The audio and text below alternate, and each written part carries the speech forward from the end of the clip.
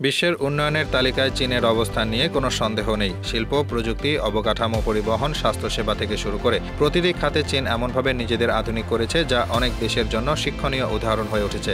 বিশ্বের সবচেয়ে জনবহুল এই দেশ গত কয়েক দশকে নিজেদের অভ্যন্তরীণ উন্নয়নকে এমন জায়গায় নিয়ে গেছে যা অনেক উন্নত দেশও এখনও অর্জন করতে পারেনি।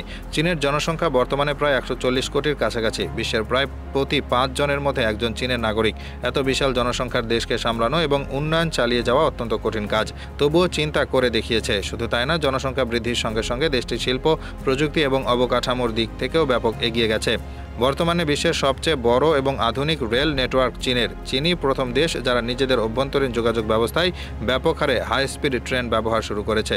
সাংহাই থেকে বেইজিং পর্যন্ত ম্যাগলেভ ট্রেন বা বুলেট ট্রেনের মতো দ্রুত গতির পরিবহন ব্যবস্থা চীনকে আধুনিক দেশের তালিকায় সবচেয়ে উপরে তুলে এনেছে।